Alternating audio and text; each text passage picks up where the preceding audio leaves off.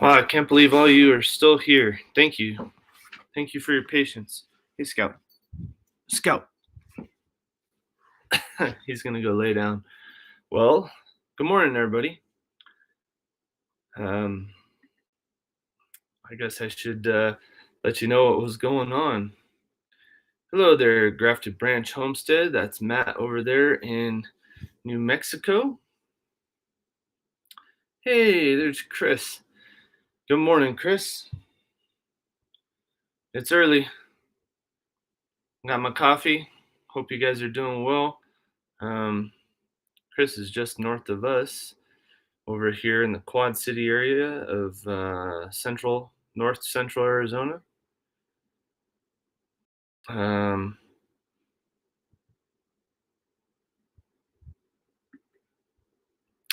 yeah, hope all you Oklahoma folks are doing good from the storms. That's right. Um, hey, New Beginnings. I see we got Chuck and Jesse in here. Good morning, guys. Cold War Preppers in here. Chris is snuggling on the couch with the Great Pyrenees. I don't know what happened there. The chat jumped and I clicked on my own Instagram link. And I don't think that works. I need to change that. And I owe people a tutorial on how I do Nightbot setup. So, yeah, I see Glenda from Grace and Fire in there. I see Annette over there in Perth, Australia. I see a lot of great people in the chat. So we got 11 people now. Well, good morning, everybody. Sorry if I missed you. I'm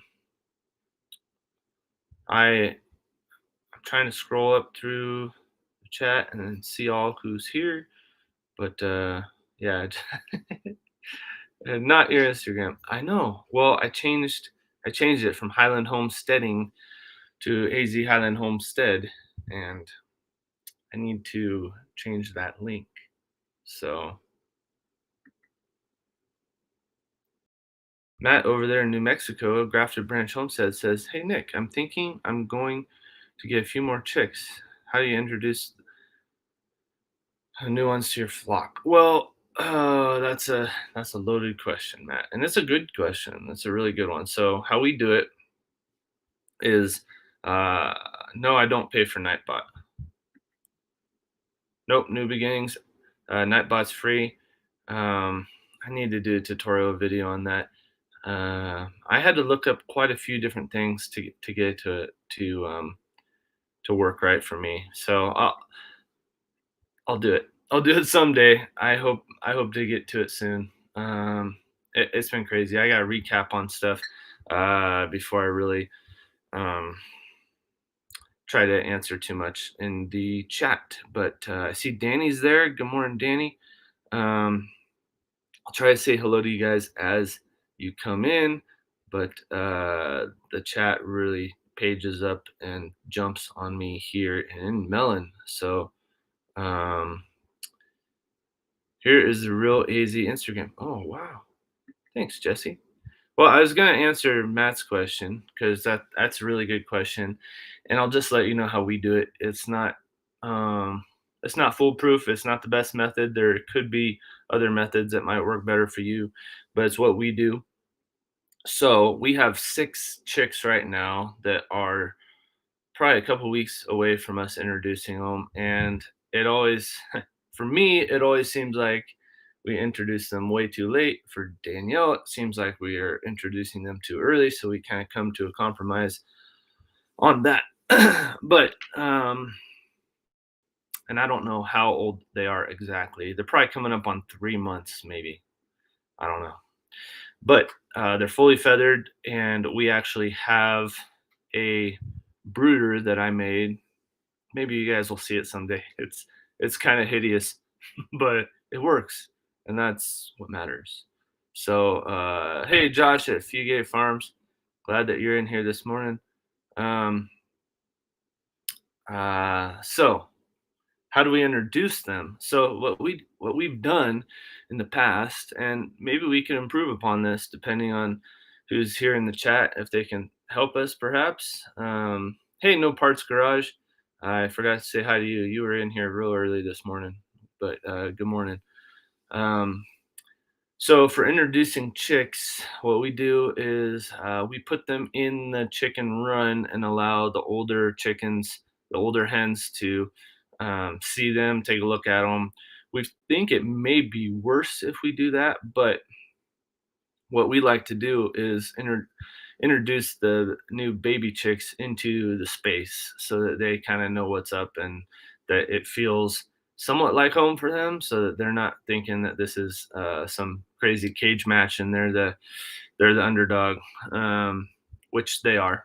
But the older hens will establish that pecking order with them, and it always jumbles it up because there's different personalities, and some chicks are super afraid of getting pecked, and some don't care at all and will bow up to the older hens.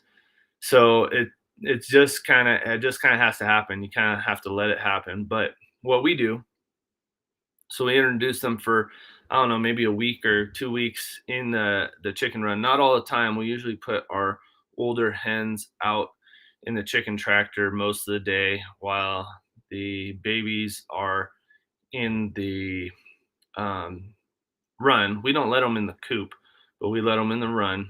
And then the night we're ready to introduce them, what we do is we wait till all of them are asleep and really sleepy, not just up on the roost bar, but then we put the chicks in, kind of intermixed between the hens best we can. Sometimes they end up just all going to one side and staying away from the hens because they'll get pecked. But we try to kind of put them here and there on the roost bar and try to put them like that, because when they wake up, it's a little bit less. There's a little bit less animosity. It seems like if they've been sleeping in the same spot together. So that's how we do it. Maybe we're doing it totally wrong. Let us know in the comments. Matt says, I keep running quail through the run. The chickens have gotten used to that, so I'm hoping it helps. Yeah, I imagine that would help. Um, that's a good perspective to have for sure. So speaking of the quail, um, we've got our quail in the hatching time breeding cages now. So we have two of the layers of the hatching time cages, and I like them a lot. However, there are some things about them that I don't like at all. I really like the setup of them, but they're the plastic cages. I don't know if any of you guys have done research. I know Zombie Prepper was asking me in Warrior's Heart Fishing's live stream last night what kind of quail we got and things. So I know Robert over there at Zombie Prepper is interested in quail, and I'm sure some of you are as well.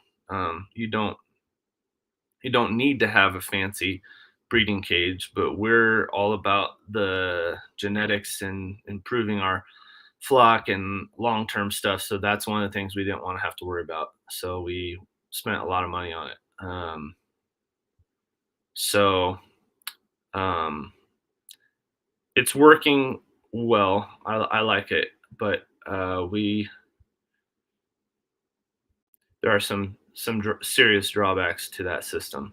I'll just leave it at that. We'll do a review video on it sometime, and over I want to have some experience over time mixing males and females and splitting the different levels up.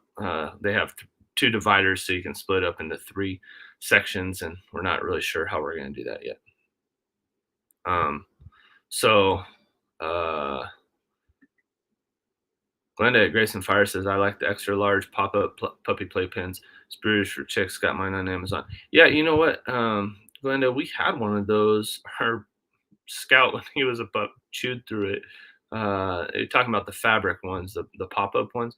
Maybe you're talking about the wire ones. Danielle wanted to get one of the like plastic coated fabric chicken brooders to try this year. I didn't want to do it. I wanted something more sturdy and durable, so and easier to clean with the pressure washer. So I built something. Um, Josh at Fugate Farm says, "I think I'm a bad chicken farmer. I put the chicken tractor in the coop for a couple days after that. It's a free for all." Well, I don't know. I mean, we put this chicken brooder. It's like 3 foot by 3 foot and a couple feet tall into our chicken run. Didn't put it in the coop, but we did put it in the run. Maybe that's what you mean. I speak about them.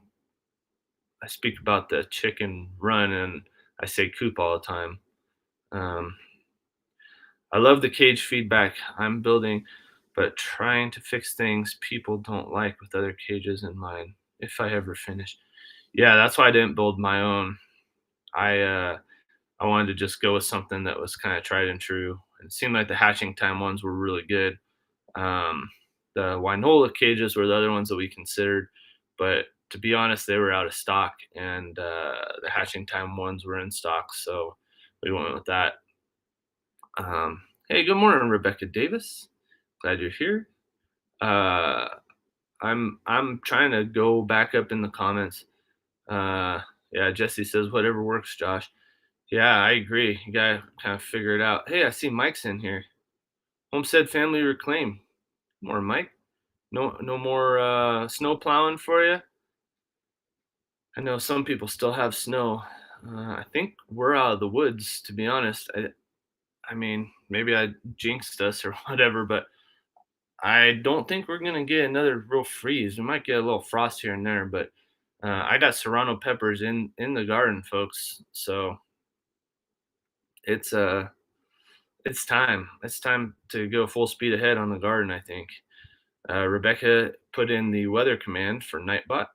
So if you want Nightbot to drop the weather report for your area, just type in weather and the town near you. You might have to type in the state if there's another town named that. But from what I found so far, there isn't another town in Prescott. So put that in there, see how that works out. And then if, of course, if you want Nightbot to drop your channel link, just type AZ, just like that. And yeah, Nightbot should drop your channel link. So Jesse over there doesn't have to keep dropping channel links as much. But hello, Woman Outdoors LB. Appreciate you being in here.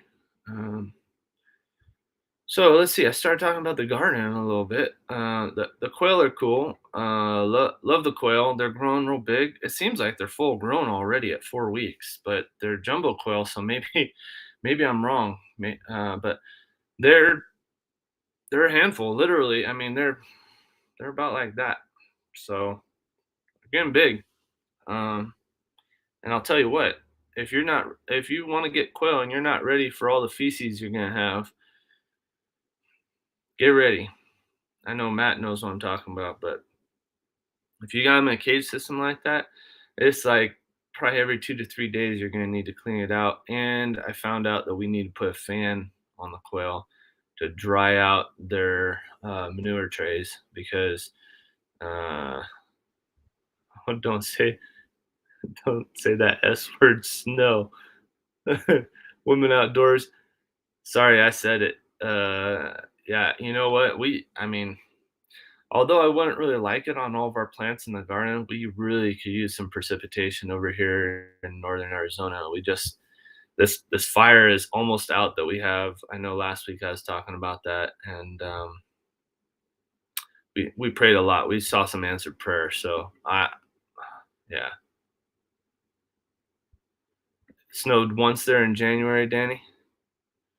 Um, it snowed in San Diego when we lived there one time. Oh yeah, nice, nice, Glenn and Jess. Yeah, our tomatoes and stuff will probably go in the ground. Yeah, next week as well over here. So we'll see. We got tomato plants that are. I can't even show you how tall they are. They're tall. They're probably 18 inches tall right now. So uh, yeah, yeah, I know about that Cold War prepper. We all saw that ice storm that came through, hit all of Texas pretty much, right? So um, yeah, our snow doesn't stick around too long here. In January, it can stick around for up to a week, but that's about it. They need to get out of the greenhouse. Yep, I know. Well, if we can get our chickens out, we got them out of the garage, so that was good. Man, they a couple months old or whatever they are, almost 3 months old now. From 2 to 3 months, chickens don't belong inside. It seems. Um, I I don't like that. I don't like the chickens inside. I want them out of there. The thing I like least about them. I mean, they stink, right? But thing I like least about baby chickens is how rambunctious they are, and when they lose their feathers and they just start flapping their wings and jumping on each other and all kinds of crazy stuff. All the feathers and feather dust just goes everywhere. And as much as I try to clean it up, I basically need a leaf blower to just blow that stuff out of the garage like every day. And I don't like it. Anyway, the quail have some feathers too, but they're smaller and I don't know. It seems like they aren't quite as rambunctious. Although maybe I'm totally wrong. Um, no tomato or pepper plants outside here yet in Massachusetts. Yeah, Heather Lynn, good morning. And when do you plan to put them out? When would you normally put them out, or when do like the master gardeners um, and the extensions all say to put stuff out over there? Um, all right, Josh, have a great day, man. Thanks for coming in. Um, all right, new beginnings. Yeah, thanks for joining us. Hi, Filipina. Thank you for joining us. Um, all right, it's been raining over there where Woman Outdoors is. Send some of that over here. We need some of that rain. We were out on a mountain bike ride on Tuesday night, and y'all can pray for my friend John. John may have a busted ankle. Well, he does have a busted ankle. We don't know if it's broken or not. It's been so dry that his bike, around a turn, it just slid. The front slid out and the rear didn't, and he almost did 180 degrees and really hurt his ankle bad. Hey, Gunslinger Outdoors, good morning. Thanks for joining us. Um, let's see. I was going to talk about a few things this morning. So, if you joined us last Thursday, you knew that I was doing a hey bushwhacker, Miss Bushwhacker. I don't know where Bushwhacker comment was. It must have been up there. I missed it. Bushwhacker Mountain TV. Hey, Mountain Bushwhacker Mountain Co TV. Good morning. Chris says I'll put my tomatoes out June 1st. I missed that one. Yeah, I know a lot of people are very hesitant around here to put out their tomatoes until June or late May. Some of them vary, but some of the garden centers around here have been saying we're good to go, and some of the master gardeners I know said, "Hey, we're good to go. There's not going to be another frost or freeze."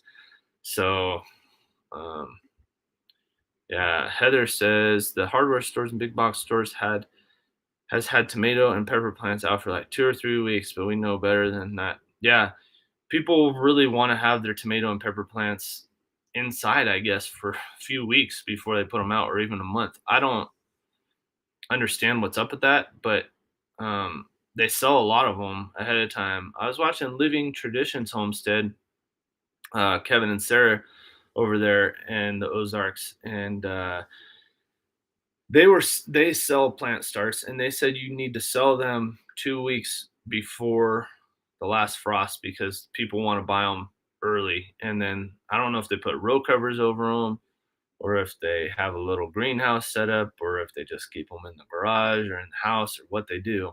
But they said that's when people buy them the most, is a couple weeks before the frost. So I don't know what's up with that. Yeah. Oh, none of them have it out. Okay. Well, um, the thing about ours, so what we've been doing, and I don't know if any of you do this. It takes a lot of effort. Um, yeah. See, Chris knows. She's seen it. She's seen it sneak up, and I've heard that there's even been snow in June here on occasion.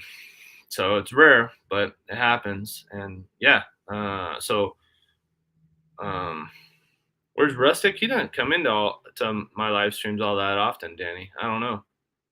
I think he's out fishing. Um, so sometimes he's here though. Um, so what we have been doing with our seedlings. So um, Danielle's is amazing. I'll tell you what, I wouldn't be able to show you guys that grave of garden if she didn't do all the things that she does. But she does a lot, a whole lot. Oh, Rustic was here earlier. Got it, Danny. Thank you. Yeah, he'll pop in. Um, dude, Jesse, snow's a four-letter word, Nick. Then again, so is Nick. Yeah. Sometimes my name is more of a four-letter word than at other times. Yesterday it was to a couple people. So we'll just leave it at that. But there had been snow here in Wisconsin early June, maybe once, says Gunslinger Outdoors. It has gotten below freezing to kill plants many times. Yeah, I've heard about that in a lot of the northern states. Uh,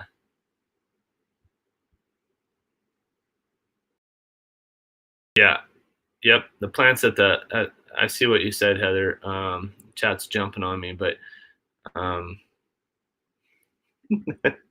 so is Chuck. If you spell it wrong, four-letter words.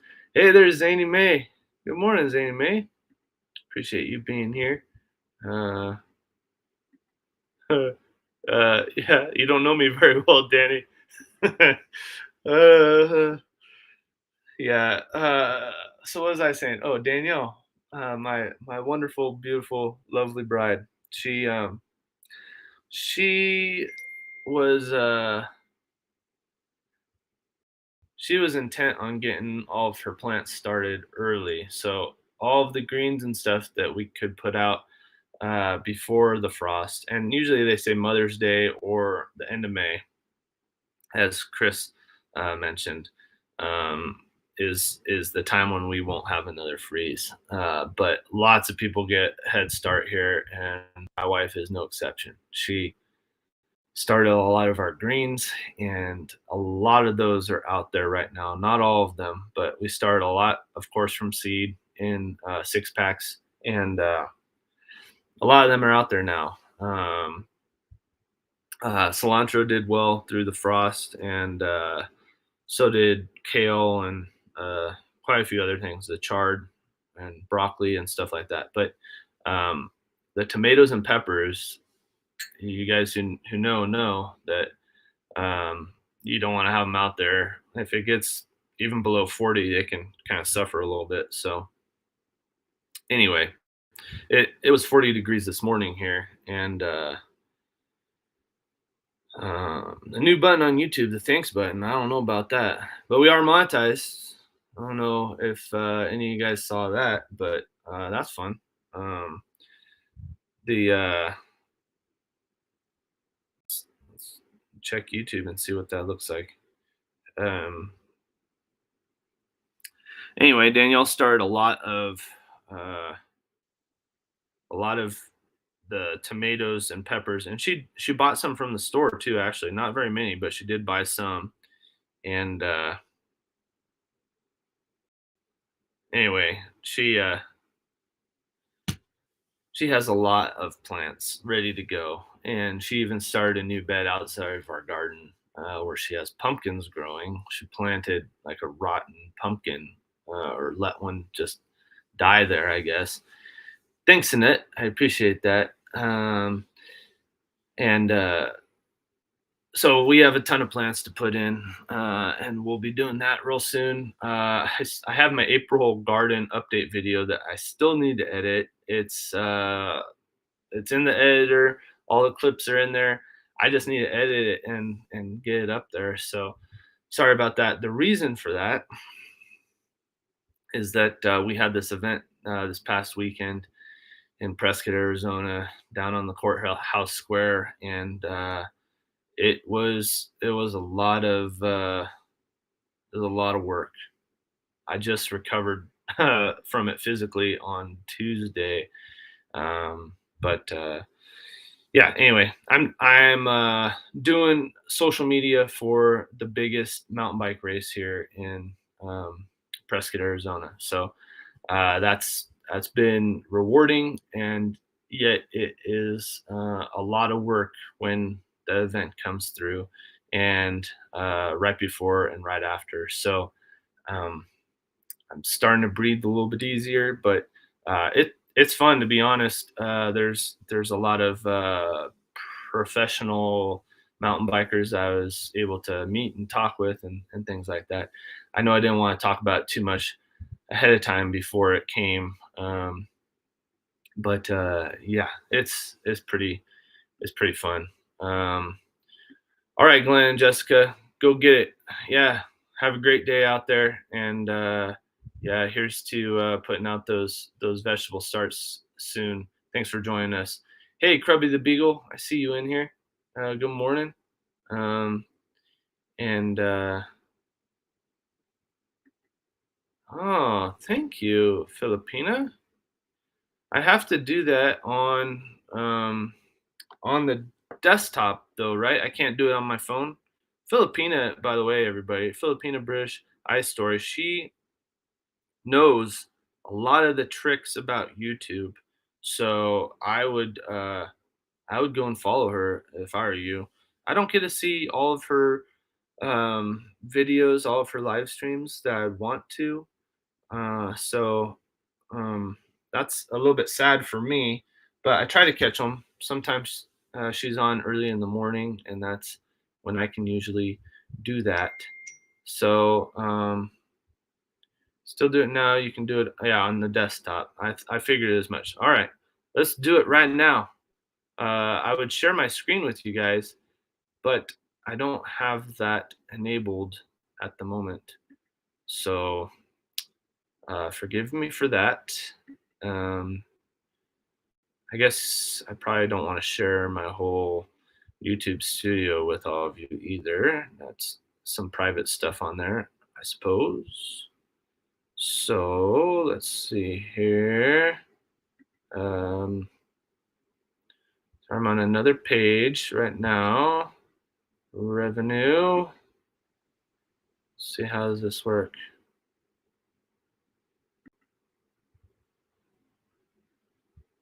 Oh, I don't know. I don't know where to go here. I need to do more research on this, because although I have another channel that's monetized, I don't ever do live streams over there. I can see. Okay, here we go. Here we go. Can I select monetization? Visibility is public. End screen, cards, playlists, not made for kids.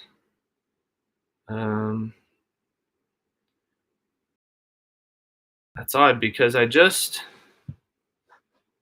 saw yesterday that they're telling me everything's monetized, and everything's good, but I don't see the ability to monetize it, which oh, here we go. Sorry, everybody. Monetization is on. I'll turn on all the ads. Turn on everything. Sure. I'll put it before and during and after. I don't care. I don't know. There's probably really good things to know about monetization and where to allow the ads and all that stuff. Maybe I'll learn from Filipina as time goes on. But anyway, I'm back here. Yes. Thanks, Filipina. You're so helpful and so kind. So um, drop your link and let Filipina join to show your name. Okay. All right, Jesse. I will. Thanks for the coffee, by the way. Jesse sent me some great coffee. Um, and yeah, we like it. We're kind of saving it, like you told me in the email, Jesse. I appreciate that very much. And let's see if I can share the link, huh? Invite a guest. I still, for some reason, Melon feels so strange compared to StreamYard. I can't wait to do the StreamYard again. I bet I can do it again because it's now May and not April. But there's there's the link if anybody wants to come up on panel. Filipina, uh, Jesse says that I should share my link so that you can come up here. Click the dollar sign, turn it on. Yeah, that's what I did. I think it's on. I don't know. I don't know how to tell now, but yeah, it should be on. So if you guys want to come up, um, I will need to recognize you. And sorry, I don't recognize everybody who's in here, but yeah, uh, thankful for all of you. And I'm realizing I should probably be turning something else on in this live stream on the YouTube studio that I forgot to turn on. So, hmm. I'm looking. I'm back on YouTube Studio, everybody. Sorry, there's so much here. It's kind of crazy how much there is there, and I got a lot of moderators that I've assigned. So not all of them are in here, of course, but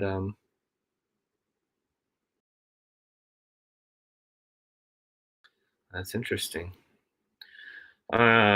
So anyway, I'm getting lost in the YouTube Studio world.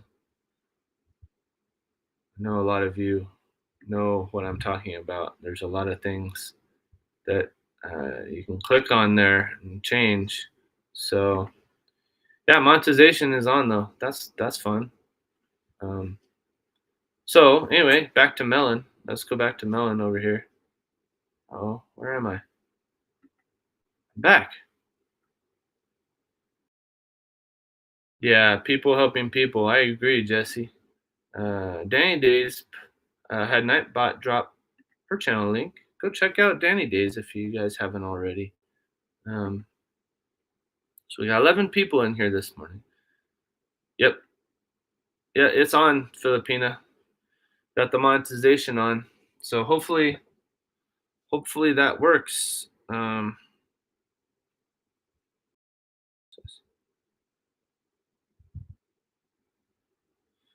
Yeah, my son might be doing a mountain bike race at the end of this month. So I had a friend just text me about that.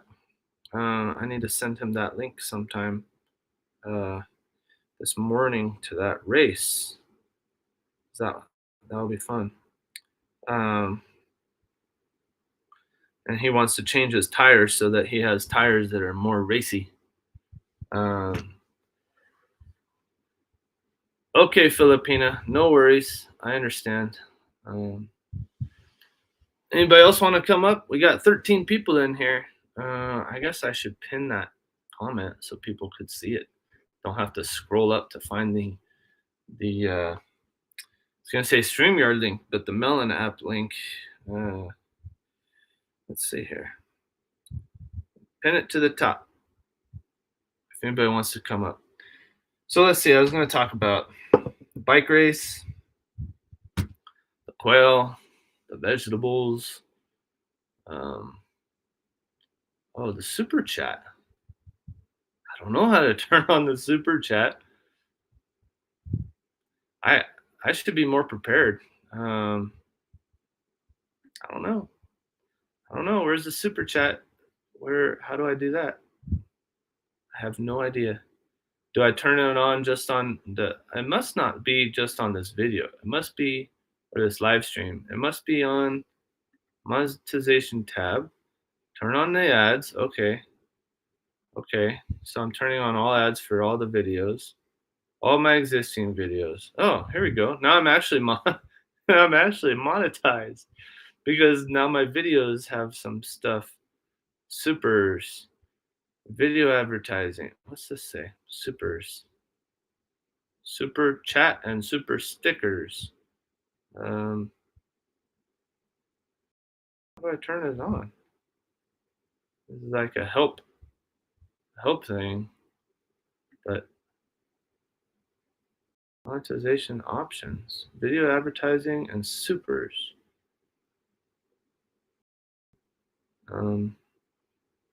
Oh, there's another tab for supers. All right, let's turn on the super chats and all the things, right?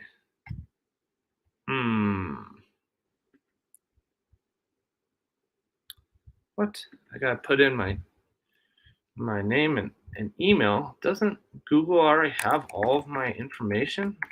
This is crazy. I have to put in my email address again? Highland Homesteading at gmail.com. In case any of you wanted to say hello. All right. Put in a company name, even if it's NA. I have to type in NA. YouTube, you need to figure this out. This isn't, that's weird. I don't know why I have to type in all that stuff. I'm eligible for super chat and stickers are available, apparently. Oh, wait, here we go. I have to turn on these sliders. Okay. Super chat, super stickers, and super thanks are on. Maybe it's not on for this video yet. I don't know. Let me see if I can see it on my end. If I open this video up, new, let's see. Live from AZ. I don't see any I don't know. Maybe they don't let me give myself money. Does anybody see any super chat availability? Super stickers? Any of that? I gotta go back to Melon. Hang on. Can't see anything what everybody's saying. No, not that one. Okay. Does anybody see a super chat, super sticker availability? Okay. See, Chris knows all this stuff. Super chat takes a while to get approved. All right.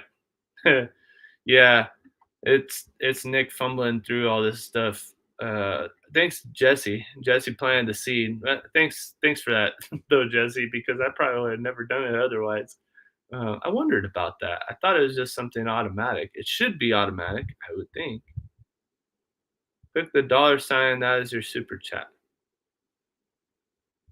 I don't see a $sign. Don't see it. Yep. I don't know. Hey, Creekside Maples is in here. Good morning, Creekside Maples. And my granny's garden is in here. Oh my goodness. The chat is jumping like crazy.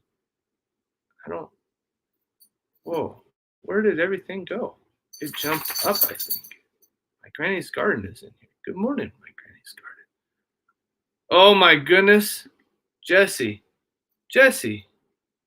Thank you so much. That was very kind of you. I guess the super stickers, super chat is working. You are the first one, Jesse. I won't ever forget that. Thank you very much. That's way too kind. Oh my goodness! Now he thinks he can buy his way in here. Good morning, Jesse. Thank you, sir. I didn't think you were ever going to get it. You know, had it not been for you, I never would have. I'm learning too. This is all new to me. Well, here's to you, Jesse. Thank you very much. I appreciate that. Cheers. Cheers, brother. I'm drinking your same coffee. Excellent. That's great. It's like we're sitting right there across from each other. Exactly. Yeah. We bring me some more bacon, please. I know, right? Maybe some morning I'll have like some quail or quail eggs to eat or something. I don't know. All right. Well, congratulations on your monetization there, Bubba. I appreciate that. Some real money. Well, you watching all of our thousands of hours of videos getting us here. I appreciate that. That really helped out. I was dreaming I saw the sunset from Arizona every night. Sunset from Arizona every night. Oh my God. I think it was 111 videos. Woo. Yeah, there's a lot of them. Hey, how did I had to leave during your giveaway live stream? How did that go? I saw it. You jumped in and jumped right on out, but that's okay. We had a great time. We had a lot of people show up. I was surprised. I was hoping to get at least 5 people show up, and I think we ended up with 69 or 70, something like that. It come out to about 100, 101 likes at the end of the day. So wow. I was overjoyed, overfloored. I mean, yeah, it was amazing. And we gave away everything but the kitchen sink because my wife has to do dishes this morning.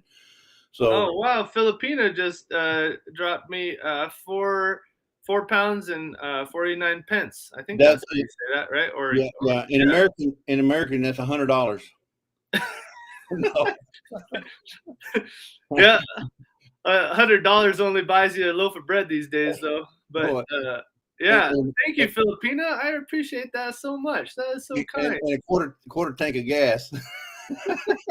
Well, I'll tell you what. I'm only filling up with $20 at a time, hoping that it'll dip just 10 cents or something, so I can fill up the whole tank. But hey, we got Pathways in here this morning. Good morning, Gary and Cindy over there in Eureka, Kansas. Appreciate you being here. But I wanted to say thank you to all the folks that showed up to our first live ever, and Chris and Larry, and they donated. I can thank you, Chris, for those wonderful gifts that you gave out. There was quite a bit. MT gave some. I can't even remember everybody.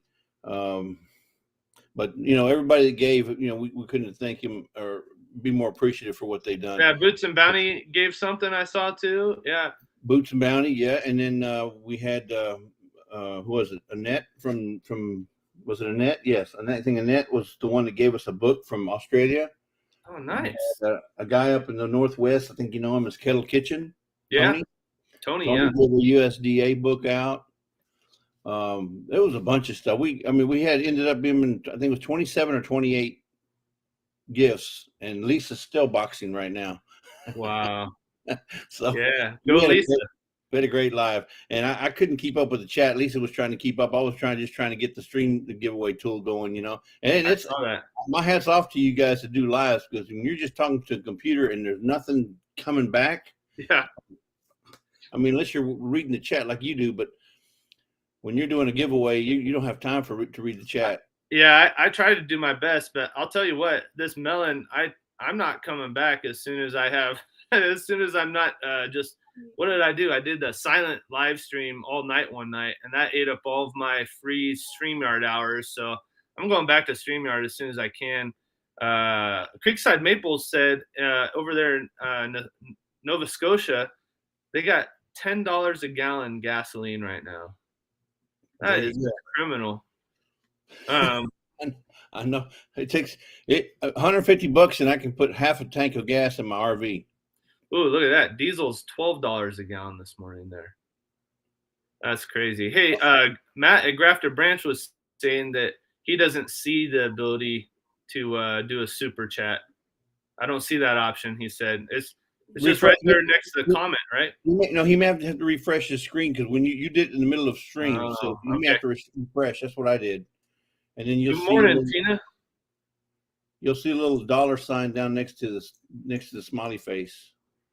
Well, thanks, Jesse. Again, your generosity is just unparalleled. I really appreciate you, my friend. Hey, no problem. Yeah, give me a watch hour, send me coffee, give me $10 for my first super chat. No, It's, no, that's $10 so you can go buy you a new inner tube for your mountain biking.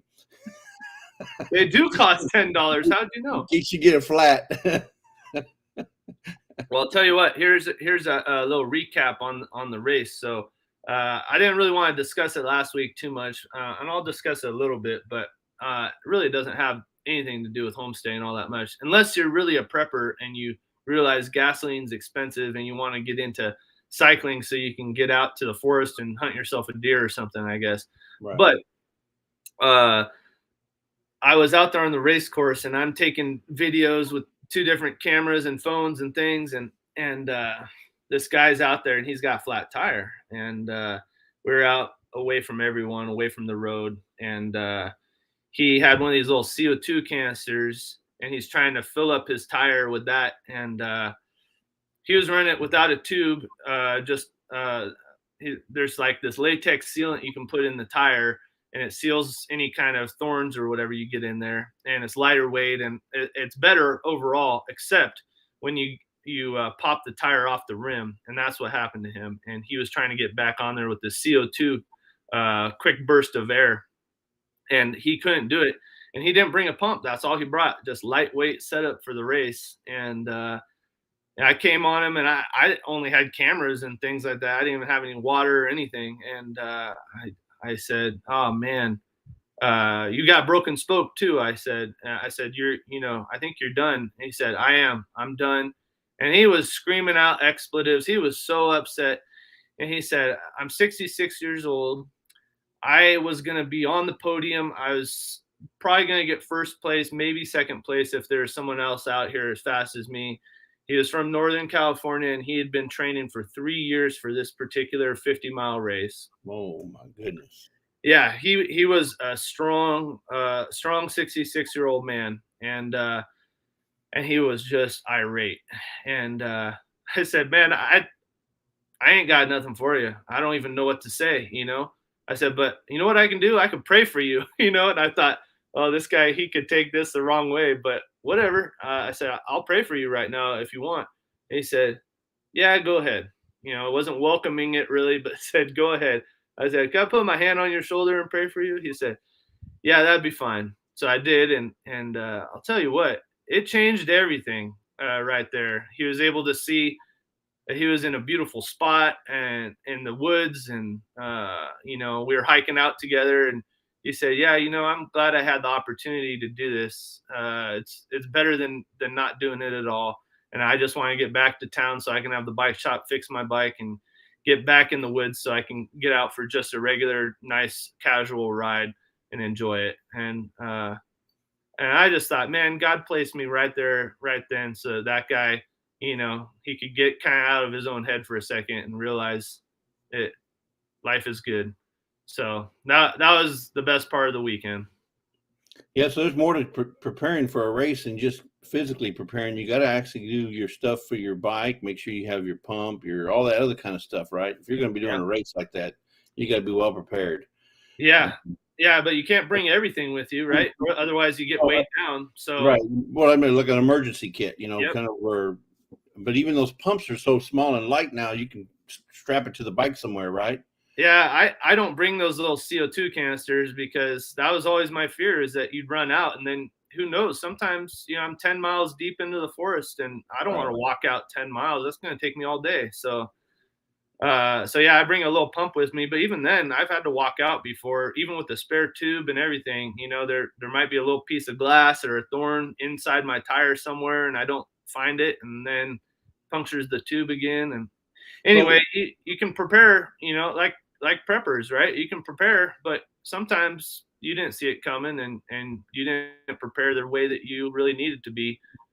But So I know it makes a difference. The air tires make a difference in your ride because you're in the mountains and stuff. But what about the solid rubber tires where there's you run no flat tire kind of? yeah, Couldn't you use those so you're not walking? you can, but they tend to be both heavier, right? And so that's an issue because they're what they call rolling weight, right? So you got to keep that momentum going, and as long as you got momentum, they're great. But then when you don't have momentum, it takes a lot of torque and ability to get them back up to speed because they're a little heavier. And then they also bounce a lot more, like a rubber ball kind of. So they don't have the absorption qualities like a nice air-filled tire does. So it's just kind of the way it is. But a lot of these things, you think with all the technology and suspension and the electronics and everything else that we'd have big improvements in all areas of these technologies. But in a lot of ways, things are very kind of rudimentary when it comes to things like tires. Yeah. Yeah, when stuff like that happens, I always reflect back to my Army days. I remember what my drill sergeant used to tell us. He should say, "You got to remember the 6 P's.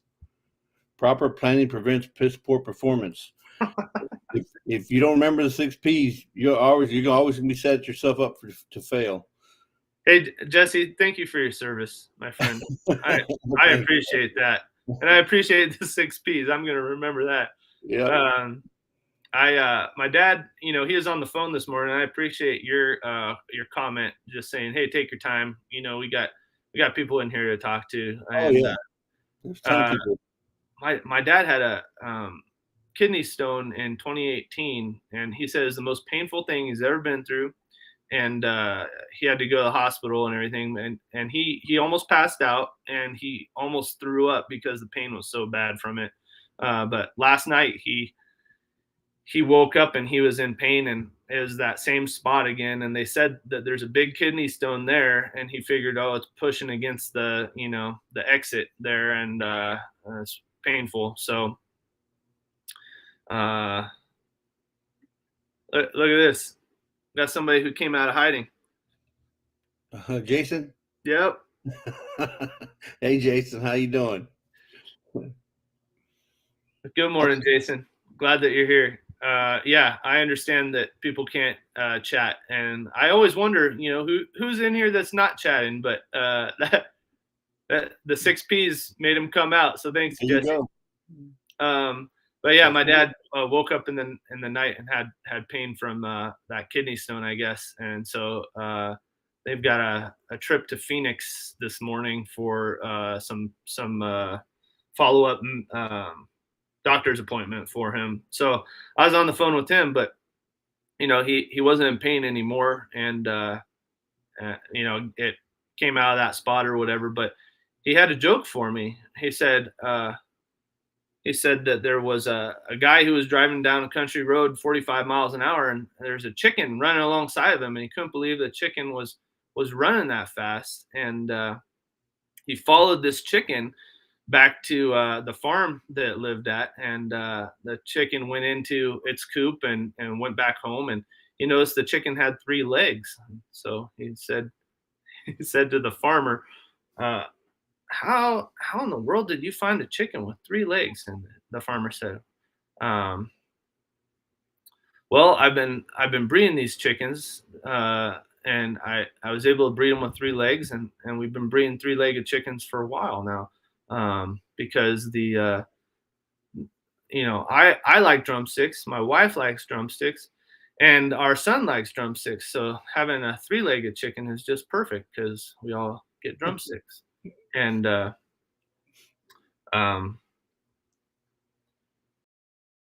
I forgot the punchline. I don't remember. I don't remember. No. Hang on, I'll remember sometime. Oh, no. I don't know. Anyway, I got looking at the chat. See, that's a dangerous thing to do when you're telling a joke.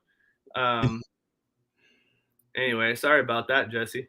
That reminds me of that one where the homesteader was walking out there in the fields with his grandson. His grandson's always asking questions, wanting to know what's going on. And Grandpa, what's that? Well, I don't know, son. It was a plane. And he kept walking, and then he heard this. What is that, Grandpa? What is that? I'm not real sure, son. I'm not real sure.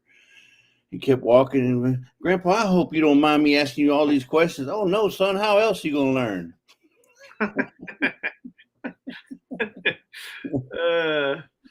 Yeah, that Yep. sounds like me. You're that grandpa. You're that grandpa. I I'm gonna, don't I'm know. gonna, gonna be that grandpa as soon as my boys have kids. That's for sure. Yep. What's this? Annette, Rest. Annette had to leave. Annette had to leave. Sorry. Oh, bye, Annette. Yeah. Of course, it's not about 10 o'clock at night over there. Yeah, I know. Yeah, Chuck. Well, welcome to my world. I tell some great stories and some great jokes, but sometimes you never hear the end. Uh, I don't know what Danny Days was saying. Rest in peace, boiling water. You'll be missed. Oh, that's a joke. I get it. Well, I've got lots of jokes, but if I that was can't remember that one, I'm not going to be telling any other jokes. That's for sure. Danny, that was a dad joke. Yep, that sure was. Oh, hey Matt. Well, happy anniversary to you. Yeah, go make some breakfast for your wife. 7 years. Oof. We're 38. We'll be 39 in August. Nice. Wow. That is a long time. What'd you say? 1982? 1983 it must have been. August 15th, 1983. Yeah. The day Hurricane Alicia was hitting Houston, Texas. Yeah, that's right. I did hear that in your live stream, and I saw that picture. Man, that was a long time ago, huh? Well, yeah, I didn't even know that guy. I was one who married my wife. Did he even have a beard? He just had a mustache, didn't he? He just had a mustache. Yes, I've always had a mustache since I was 18. Oh wow! And so it's the same one. Never cut it off. My friend never cut it. Oh wow! Since I was 18. Wow. And then I grew this after I retired. Good for you. Working in the oil industry, you weren't allowed to have it because of respirators, face masks, all that kind of stuff. You're in the environment that could happen, and you had to wear one. So you'd have to wear, respirators, and you do fit tests and all that kind of stuff. So right, just like firemen, right? Right. Yeah. So as soon as I got out of there, I let it go. This one was for yesterday, Danny. You should have told this one yesterday. Oh, good one. By the way, Feliz Cinco de Mayo to everybody out there. We're probably gonna have some tacos tonight. You guys got anything special planned for Cinco de Mayo, Jesse? I'm gonna take the day off. Really? I know you still got to go to work, right? But I'm gonna go ahead and take the day off for you, just for you. I don't know, Jesse. Now that you said that, I'm gonna take the day off and tell Danielle we've got 8 hours less of PTO. See what she says. So, but just blame it on Jesse. Say, hey, we made $10 today, and some pounds. I don't know how that translates to dollars. You told me that's like $100, but I was just joking. I don't know how much it translates to. But hey, I already made some money today. Can't I take the day off with Jesse? Yeah. Jesse and I can just drink Cat's coffee all day. I'll tell you like my dad told me, let your wallet be your guide. If it's full, go ahead. If it's empty, you know what you got to do. I guess I'm working today. Yeah. How far a commute you got? Oh, you're working from home though, right? You telecommute, right? Right. Okay. Yeah. If I went to work from right here, it'd be about 12 feet. Right, but if you had to go to the office, how far is it in Prescott? No, it's further. We've got the closest office is probably in Irvine, California, and then maybe San Diego or Los Angeles, and then Denver, Colorado is probably the next closest one, or Sacramento, maybe. I don't know. Yeah.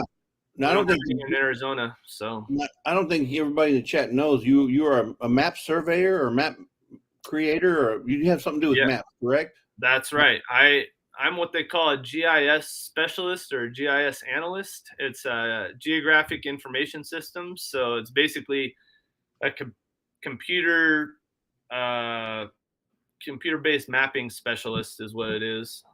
So I make maps, but a lot of my work is actually doing analyses based on like a overlap of different layers or proximity. How far is this from that? And so we do a lot of different analyses, and then we we give all of those data and stats and tables to people who write reports to talk about different whatever they are, natural resources like geology or soils or waterways or biology stuff or archaeology stuff. So I guess if you ever got tired of that, you can go work for Rand McNally or somebody, right? possibly, yeah. Rand McNally, National Geographic, the USGS. I could work for a lot of them, but those jobs are they're interesting. Everything's going digital and online now, so I've kind of recreated myself over the last probably 5 or 6 years to build build things with HTML and JSON and a bunch of different programming languages to build maps on the web. So I do a lot of that now too. How ironic, a man that works with computers could not turn on the super chat. Shame, shame, shame. Yeah, pretty much. I'll tell you what, my I don't do a whole lot of research on YouTube stuff because they change it so often. And yeah, you got Zany May laughing over there in Florida. Oh, I didn't know that, Chuck. Chuck said his dad worked for the USGS as a hydrologist. That's cool. Hey, Laura, I didn't see you come in. I'm sorry. I was talking to Jesse about some stuff. I don't know, probably telling a joke that I didn't remember the punchline to, but yeah, there's a lot of stuff I do research. In fact, maybe you'll know about this, Jesse. Danielle wants to get me a smoker for Father's Day, and now I've got to do research and figuring out what smoker to get. Do you have any knowledge about these things? Well, I have a smoker, but mine's a Mastercraft. I mean, I don't know. There's a lot of smokers out there. So yours is what, electric or propane? Mine's electric. Okay. The electric, it's called a Mastercraft, and yeah, get the solid clear window in front, right? It's like a box, right? Like a big box, like a little tiny refrigerator almost, right. but it has a big door and it has like 6 or 7 trays, shelves. And I've enjoyed it, but they've got a whole bunch of new ones now that you can go. In fact, I'm not if you're familiar. There's one that I want to get. I can't remember the name of it, but they sell it at Buc-ee's. It's a local chain. I know all about Buc-ee's. My mom just brought me home a couple of hot sauces from Buc-ee's when they were over there, and they said their bathrooms are cleaner than any bathroom in the world. They are. They're the most. I mean, the cleanest and the most luxurious bathrooms on the road. And they're not just in Texas anymore. I think they may even be in Alabama, Mississippi, Georgia. I'm not sure. They've branched out, but they're amazing convenience stores or quick stops for fuel. Yeah, they were up around Austin, Texas. I forget what town it was, but they had the tornado blow through there, I guess.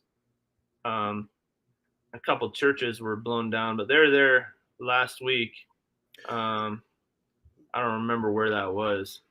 Yeah. Anyway, they went to. I'll look for that one that I want to get, and I'll send it to you. But it is amazing. It's beautiful. It's well made, well built. It makes Mastercraft look like a starter. And it's at Buc-ee's. It's at Buc-ee's. They sell it. Well, Buc-ee's sells a lot of stuff. They sell barbecue pits. They have fire pits. Wow. They sell all kind of stuff. So it's just a really small gas station then, huh? No, these things are bigger than Walmart. Some of them, so they're pretty big. No, they do have the neighborhood Buc-ee's though. Some neighborhood Buc-ee's, but they still end up having 20 or 30 pumps. Even the neighborhood ones. Wow, that's wild. The first one was outside of Houston. Is that right? It's actually they're from Lake Jackson. They originated in Lake Jackson, Texas, which is south. If you go southwest of Houston. Huh. Yeah, that's their home off. Buc-ee's they're very nice. In fact, I got one of my videos. I got a little tour into Bucky's. Is that right? I gotta go look that up. Yeah. Not that I was Where trying to. where was it? Southwest of Houston? Southwest of Houston, in a place called Lake Jackson. That's where their home offices are, home where they started, and their first store is there. Okay. The reason they call it Bucky's is because the owner, his last name was Beaver, and I don't remember his first name, but and I'm not sure if he had buck teeth growing up or not, but they used the Beaver logo with buck teeth as their logo. So You think Bucky, his friends called him Bucky? probably, Hog Deer 79's in here. I didn't say hi to my friend Cody. Cody. How you doing, Cody? Hey, Cody. But yeah, so I'll send you that if I can find it. I'll send it to you. Yeah, I'm researching all these things, and people are. I don't know. I've been diving deep into the different types of smokers. Everybody's all about these pellet smokers that you can hook up with Bluetooth, and you let them go, and they drop a wood pellet in there every minute or whatever they do, and and then other guys say, oh, there's nothing like a real charcoal wood offset smoker thing, and Right. that's what all the barbecue places use. And if you're a lazy smoker like me, that'd probably be the best way to go. yeah. But no, if you're a real smoker and you like to tend to the meat and watch it and do whatever and baste it and do it, which I do as well. But if you want to do that, I don't know if that pellet smoker you want the either electric or propane. All right. Hey, good morning, Gossmania. Hey, Drusha. Hey, Drusha. Thank you for your gifts that you sent for our live. Thank you so much. That's much appreciated. That's awesome. I wish I could have stayed on, Jesse. What day was that? That was Tuesday? Tuesday. That was Tuesday at 4:00. Tuesday. No, that's Ann's saying. But I did choose that day because of that. And I wanted to be before Creekside Maples. So Yeah, I just got a notification today that you can partner with people, I guess, to send people from your live stream over to their live stream if they're on next. really, It's like almost like an automatic, like how they have autoplay. I think it's something like that where it just automatically after your live stream's done, it goes to theirs, but you have to have authorization from them.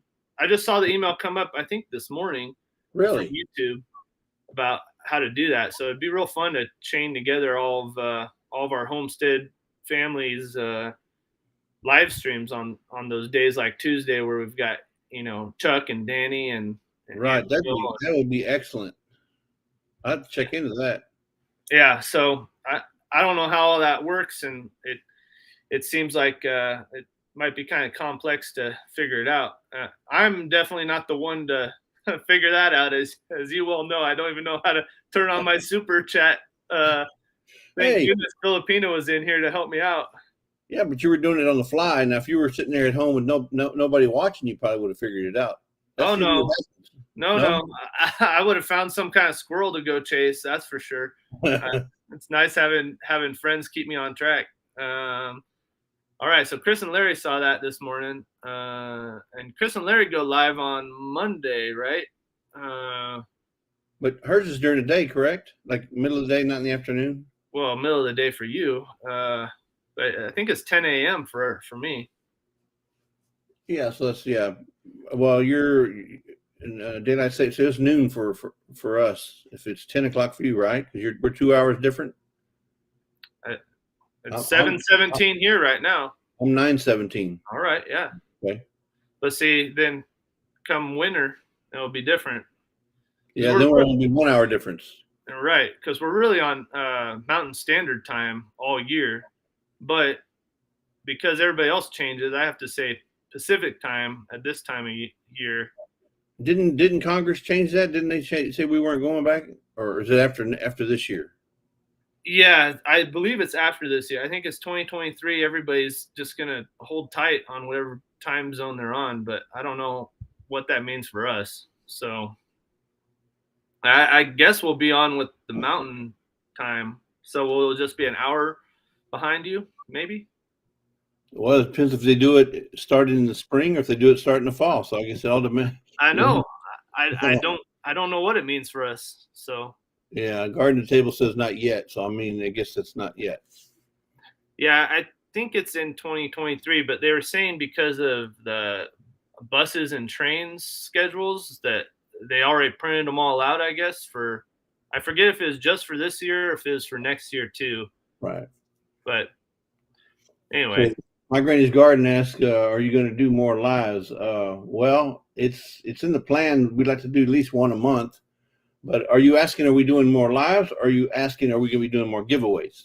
no more lives. That's what I wanted to know. Come on, you gotta get a regular day and time going, Jesse. Come on, we love Well, having you live.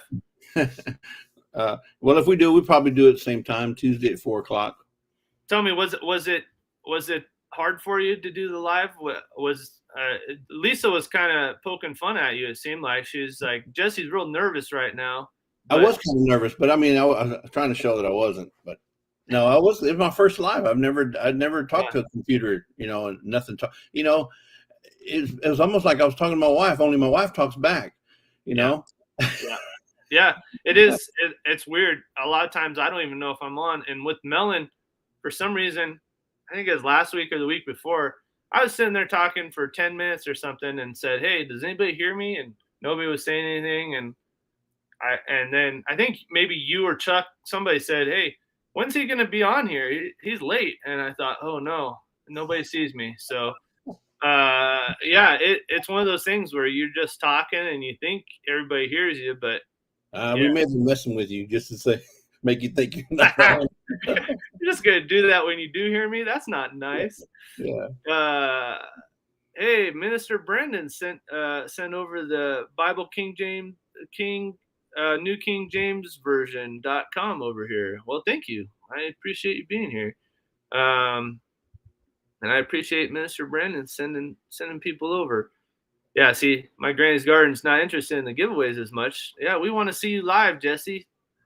You know what? Maybe you need to be like Chuck and have somebody on there every time to talk to. Yeah, that'll keep you from going rabbit, right? Or squirrel. Squirrel. I mean, Yeah. Chuck's more jackrabbit than he is a squirrel. He'll come over here and then talk, and then come over here and then talk, and then You come know over. what, Chuck is amazing at staying on topic and coming back to it. You mentioned something. You mentioned Bucky's to me, and I'll be on Bucky's until we go somewhere else. But Chuck's really good about saying, okay, well, I've got somebody else that's coming up, and I got to keep going, and Yeah. I want to be more like that. That's pretty good. My granny's garden. Come on, we want to see your live streams. I know it's intimidating at first. I remember the first few live streams I did. I thought nobody's going to be on there, and I'm going to be talking to myself, and it's going to be the most awkward thing in the world. But it's not so bad.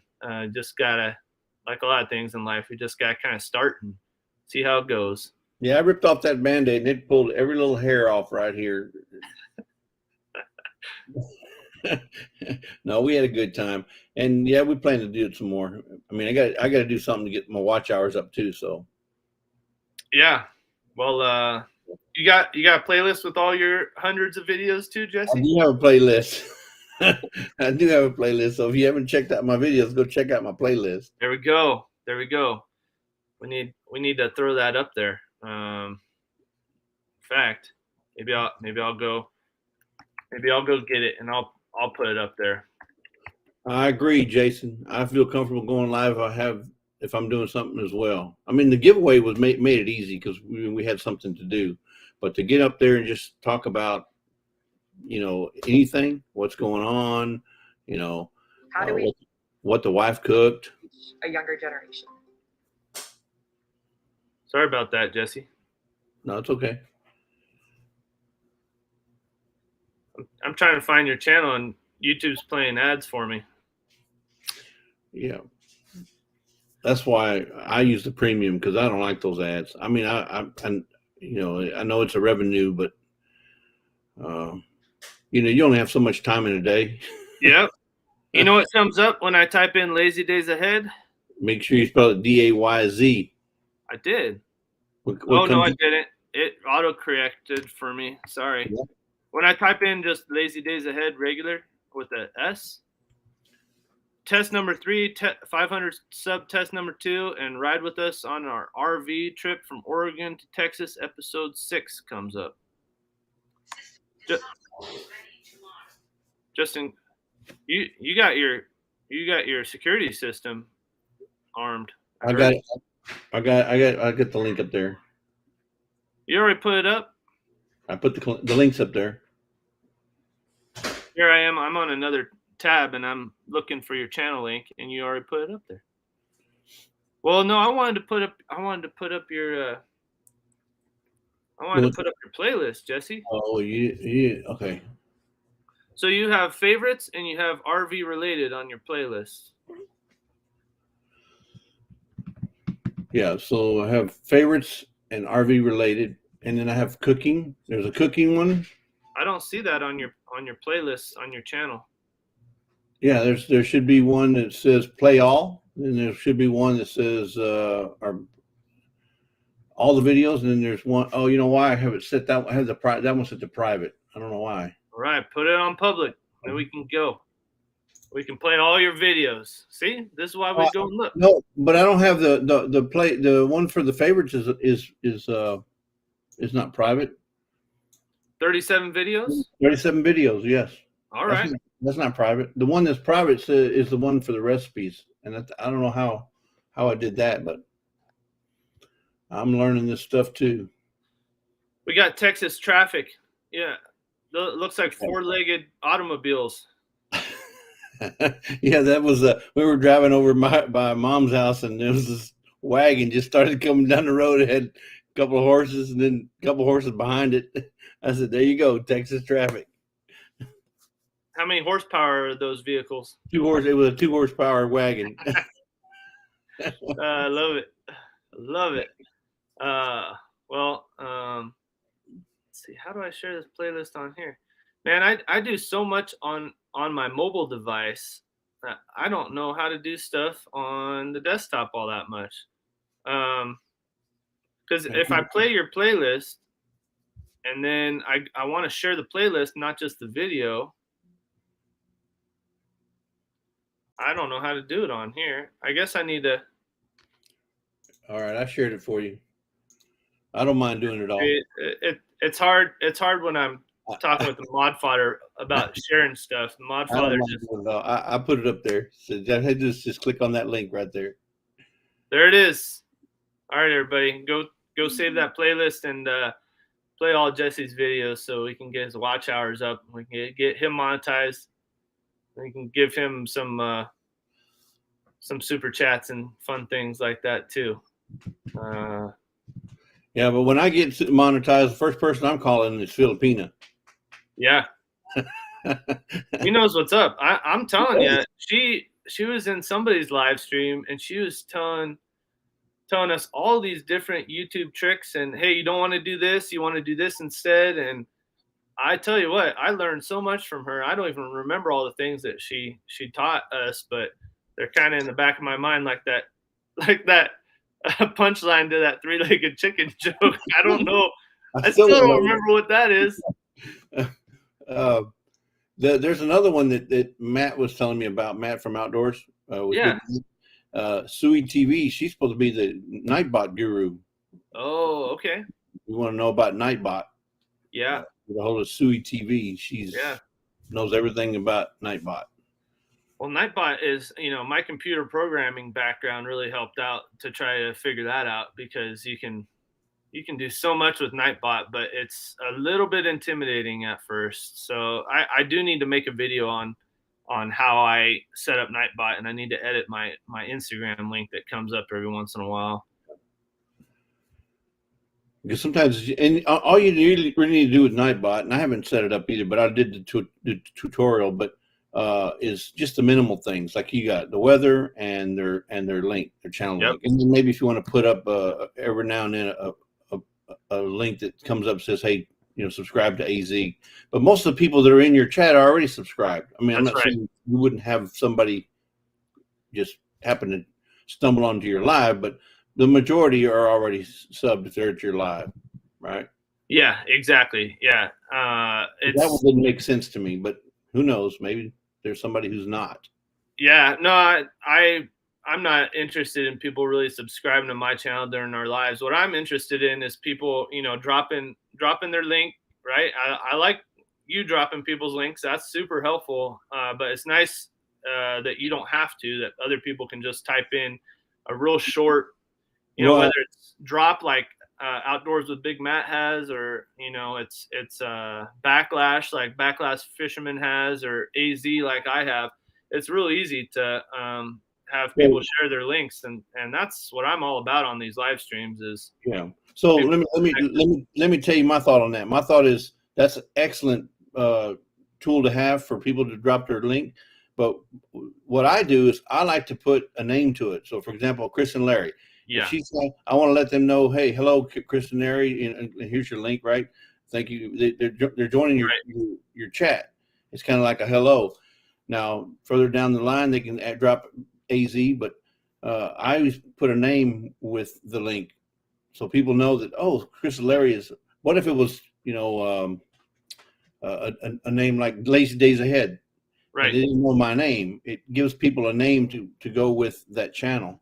Yeah. So, what you got flashing over there, Jesse? That's my phone. I can call them back. Okay. Yeah. I really like that you do that. But the Nightbot will not put a name, so that's why I do it, and it's more of a kind of a welcome instead of just dropping links. I'll tell you, it's not just a welcome. For me, who can't, I'm so bad with names that you put up, whatever it is, yeah. Hey, everybody, here's Jesse and Lisa's channel from Lazy Days Ahead, and you put it up there. I really love that because every time I see it, it kind of sticks more. Oh yeah, that's Jesse and Lisa over there at Lazy Days Ahead. I forgot what their names were, and now I remember. I know, I was in somebody's live stream, and they weren't part of our community. It was something that was shared out on someone's community tab that we're connected with, and I went over there and I was dropping people's channel links because they gave me a wrench, and they gave everybody a wrench. And so I was just dropping other people's channel links, and I said, please don't do that. We don't want people's channel links shared here. Okay, well, obviously I don't know how things work here. And then I was saying hello to people I knew and using their first names. I said, don't do that. We don't want people's first names here. If you they have a channel name for a reason, just call them that channel name. And I said, wow, all right, well, I obviously don't know the culture over here, so sorry about that.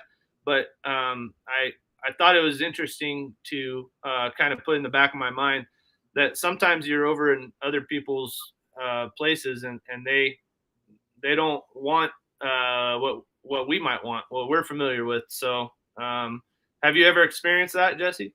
Once. I've had one channel ask me not to post links. And it wasn't because they didn't want the links up. It's because they wanted the chat to focus on the topic. Okay. And posting links actually takes away from the topic. And it wasn't, it was just for that one live. It wasn't for, sure. And then another thing, as a moderator, you have to kind of be sensitive to what's going on. So if you were having a live chat with, let's say, Gather Together Homestead, and you had them on there, and they were talking about something that was private or something that was serious. Maybe they had a death in the family or whatever. You don't want to distract from that, so you can refrain from posting links. Now, if they mention something like, "Hey, we went to this certain place and we think everybody ought to go," then I'm going to put that link up there for that location or whatever. But you just got to be sensitive to things like that. I try to, but I've only had one person ask me not to post links, and it was for that particular reason. Yeah, no, that makes sense. I think that's a really good thing to keep in mind.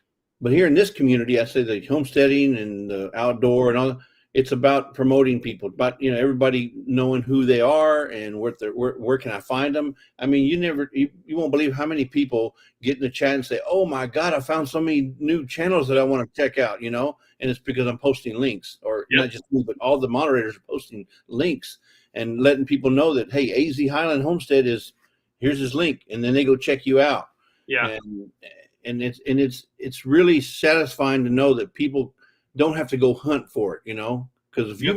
you're missing a channel and nobody puts it on your chat, now they got to remember it, write it down, remember it. Oh, did he say it was lazy days or days of being lazy? What was,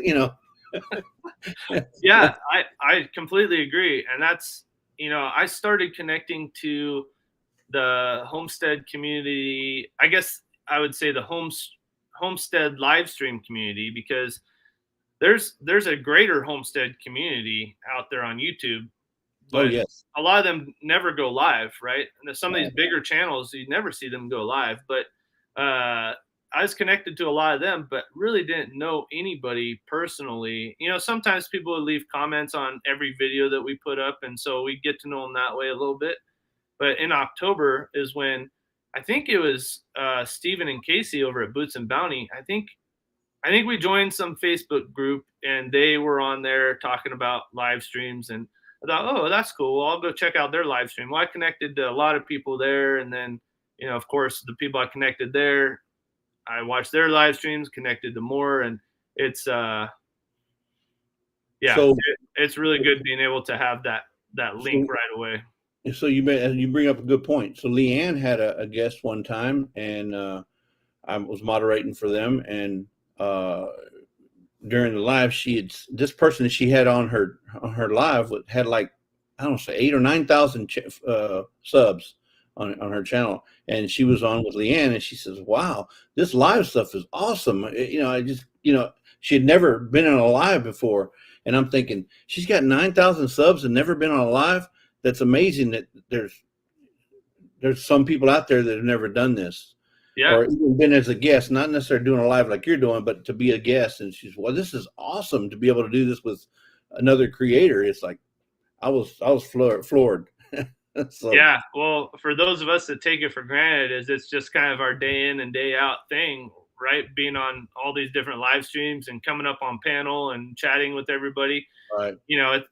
It's a big part of our life, and for other people that have never done that before, it's I remember in the beginning getting kind of an adrenaline rush off of it, Jesse. I don't know about other people, but it was pretty exhilarating. People saying hi to me and welcoming me and having me up on panel. Is like, wow, this is amazing.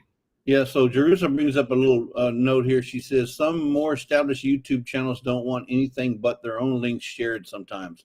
Now, if that kind of channel, if I was a moderator on that kind of channel, they probably wouldn't want me as a moderator, because, to me, that's kind of selfish. I mean, it may be what they want, but you don't need moderators. If you want your own channel link, you can post that yourself. You can pin it to the top or put it in there like you just did. You highlighted it. You don't need moderators unless you just need them for bots. Yeah, well, it's interesting. I think competition is a real thing in a lot of the world. Fortunately, in our homestead community, it's not a big prominent part of our community being competitive in the way where we want to squash one another. There might be a competitive side of shed wars, or some challenge or something like that, where we're all posting up videos of the same stuff just to show each other kind of, hey, here's how it turned out for me, or whatever. But there's not a whole lot of competition as far as, oh, well, Danny Day's over there, I'm competing with her because we're hoping to get the same followers. I don't want her to gain my subs or whatever. No way. That's the opposite of how we do it in this community. We want everybody to be connected to everyone else, because we all have so much that is a great variety. We live in different places. We have different challenges and struggles, and we learn from one another. And I think anybody who kind of feels differently, they're kind of, it's a sad thing actually. And Danny brings up a point about there's a girl that started a month before me and has over 6,000 subs, and I'm like, what am I doing wrong, right? Well, it's all in marketing. How is that other person marketing her channel? Because there's a lot of people that market themselves, by how they do their thumbnails, how they do their videos, what's exposed, what's not exposed, and there's a lot of channels that have 10,000 subs, but then if they were to do a live, they'd have maybe 20 people. How do you have 10,000 subs and only have 10 people show up in your live?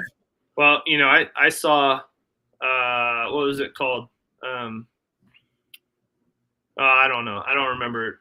They're a huge channel, right? They're connected to Justin Rhodes personally, and anyway, they I won't say their channel name, but they went live the other day, and I was one of very few people on their live, in the chat, and I think there's only 15 people on there or something like that, probably similar to the number I have on here, and they had hundreds of thousands of subscribers, and I thought that was very strange, but you can't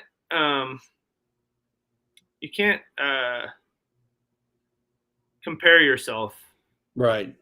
It's a real trap, and a lot of times, unfortunately, I know enough to know that there's deception going on, as far as, I mean, you look at Amazon reviews and things like that. I know enough to know that a lot of that stuff is false, and there's probably a lot of false subscriber numbers out there too. Just honestly, you can start 1,000 YouTube channels, from your one IP address, and they all count as subscribers. I know that's the case. So you never know if people are just inflating their numbers somehow. Yeah.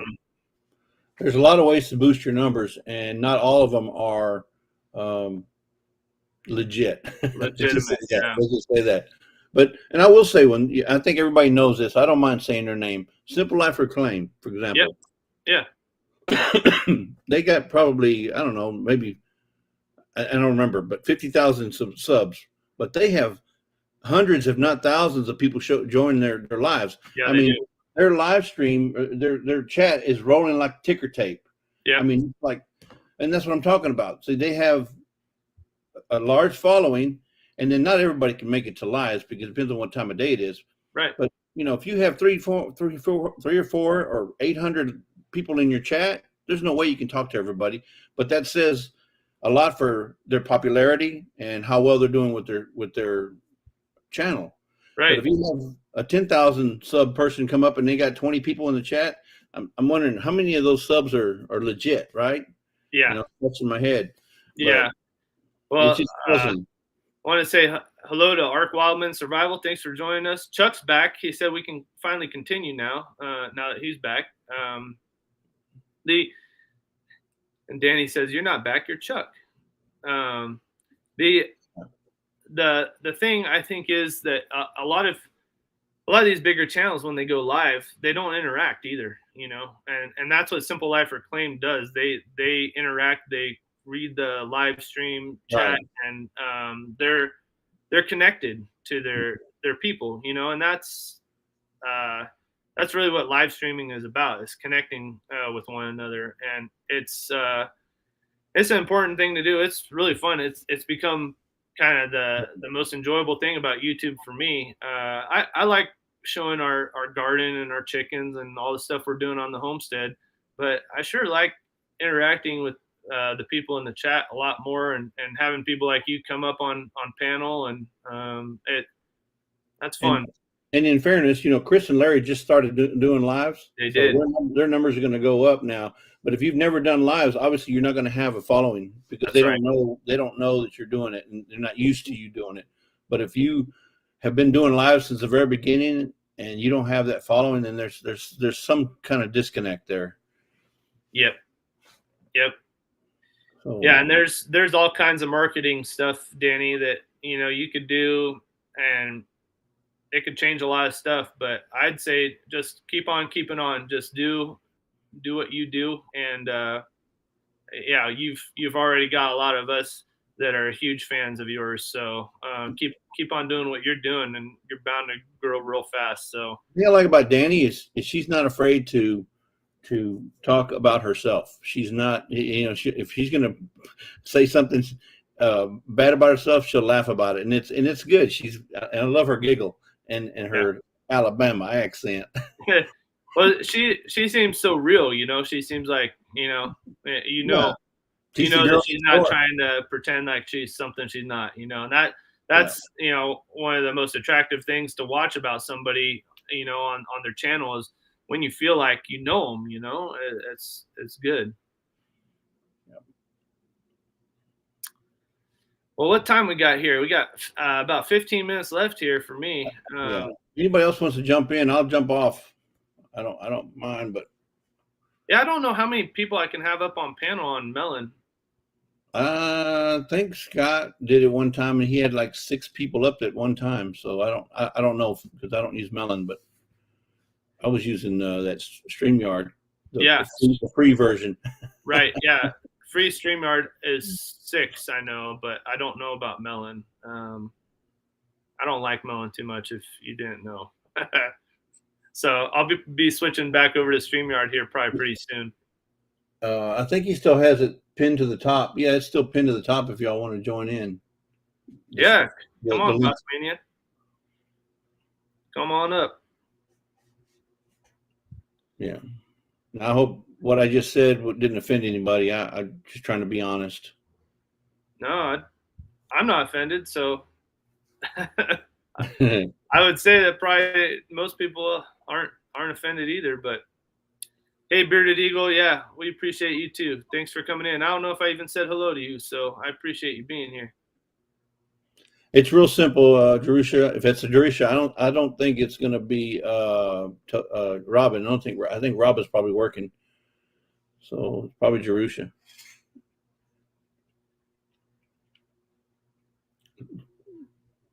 Yeah, I do have that link pinned to the top. So click the link and then hit join. That's all you got to do. Yep, that's right.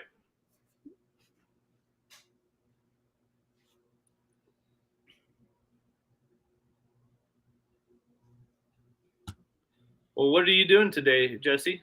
What kind of lazy day do you have planned? No, I'm going to be going over to see my mom. She's been poorly here lately, and we kind of keep day to day. We keep track of her, so I'll go check on her. But other than that, I think I'm just probably going to be lazy today. It's Cinco de Mayo. I'm going to have a taco. I'm going to have a taco just like you, Taco Day. And Lisa makes the best. Lisa makes the best soft shell corn tortilla tacos. Oh yeah, what type of meat does she usually like to use? She uses the 80-20, but she canned about 30 pounds of ground beef, so we have a ton of ground beef that we canned, and she'll use that, and then she'll add the vegetables, the lettuce, the tomatoes, the cheese, and all that stuff. But she makes excellent because she fries the tortilla in the oil. Yeah. Oh yeah, that's the way to do it. Yeah. So. Well, I wish I could give you a whole bunch of our cilantro. We got cilantro coming out our ears right now. Hey, mail me some. You know what Lisa does with it? She dries it in a dehydrator. Yeah. And then she chops it with one of them like a food mill or a coffee grinder, and then she makes it into little flakes. Just barely bumps it and just makes them in and dries them and makes the little flakes into so you can use it for later. And it doesn't go bad. Because if you let cilantro, it'll go bad quick. Oh yeah. Hey Jason, we'll see you later. Hey Coastal, glad you're here. I'm gonna have to try that, Jesse. We got a little dehydrator. It's not a very good one, but it should work to dehydrate cilantro. So hey, we got a used one from the DAV. So and it was and it went about $80 ones. We got it for like $24 or $25, and it works great. It's one of them stackable. DAV, Disabled Veterans. Yes. So yeah, we support the disabled veterans, and we go there all the time.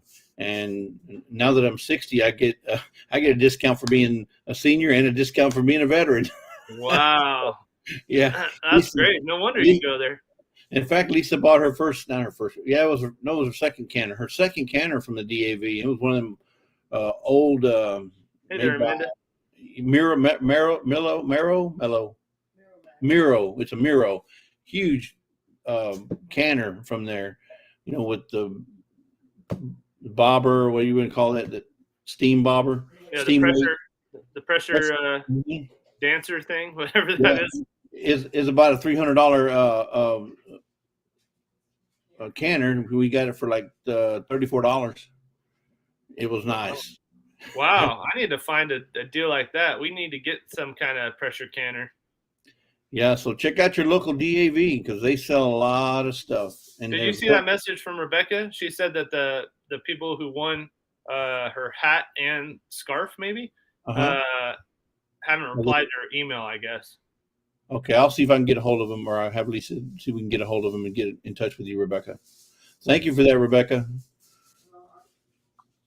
Yeah, okay. They called it a jiggler. Well, yeah, it came with a jiggler and everything. It was nice. Wow. Mirror. Oh yeah. See, look, Rebecca and Lisa commented at the same time. Jiggler. Yeah. Whatever. It's a weight that sits up there and does all that sputtering and spattering and it lets the steam out slowly, right? Yeah. Yeah. But if you haven't started canning, boy, it's a lot of fun. You need to do it. You need to start. I'm late to the party. I really need to start canning up stuff, but in this world now, you got to remember your 6 P's.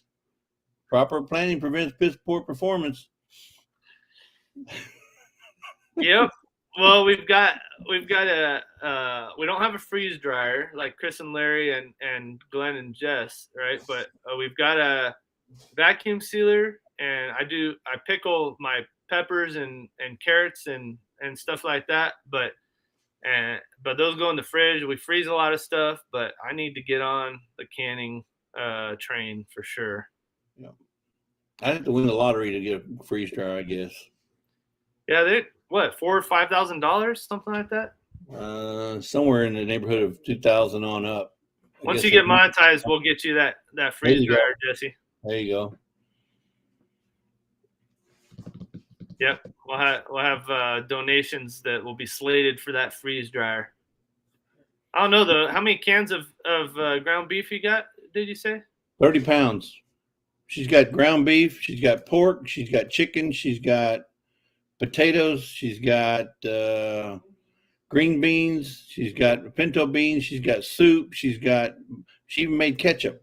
She's got ketchup. She's got tomatoes. She's been prepping her little tail off, boy. I tell you. Good job, Lisa. My pantry's just jam packed. Lisa's doing it right. Yeah, she's doing it right. And then she's freeze dry.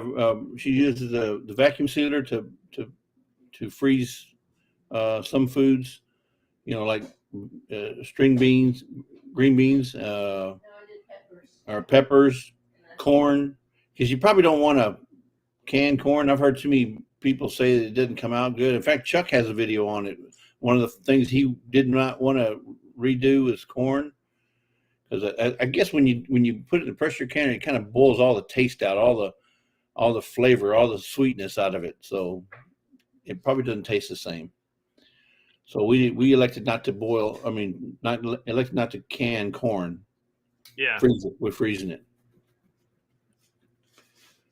Yay, Danny. She just got a vacuum sealer. Yep. You're going to love that thing. I mean, I do beef jerky. She vacuum seals just about anything that we want to put in the freezer. Hey, Jesse, run the show here for just a minute. I got to go for just a second. Yeah, Chuck, you're right. The corn does seem to burn. It just doesn't seem like it's going to be a viable item for prepping. I mean, and here in Texas, I don't know if it's the same in y'all's area, but in Texas, we have to worry about those hurricanes. And when we get a hurricane over here, we always lose power. And it may be anywhere from an hour to a week. So you got to have something that you can cook at a moment's notice. And Although we may lose everything in the freezer, we still have all our canned goods. And we're going to be a whole lot better prepared this year than we were last year. And 2 years ago, I think you guys remember we had that freeze here in Texas on February 16th or the 17th. I can't remember what day it was. It was bad. We lost power and it was terrible. And we weren't as prepared. Yep. Gives an off taste, not fresh anymore. Yeah, I believe it. So now I watched the video the other day, Danny. If you don't have those vacuum seal bags, you can use freezer bags, but then you have to use the tops of regular sandwich bags. You stick them inside the top there when you start to seal it, and it lets the air out. You can use regular Walmart freezer bags to do your vacuum sealing, and it looked like it worked pretty good. So if we run out, then we can use that. Yep.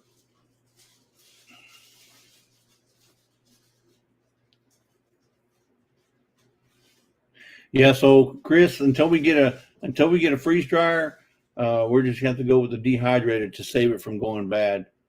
But dehydrator, she can sprinkle it on, like when she makes taco meat, she can sprinkle the cilantro in the taco meat, and it gives it a good flavor. There he is. He's come back. All right, I'm back. I got our other puppy, Kata, here. Not Scout. She wanted to join the show, but now she's not here. Kata, come here. Bless you, Jesse. Anyway, there's her snout. That's all you can see.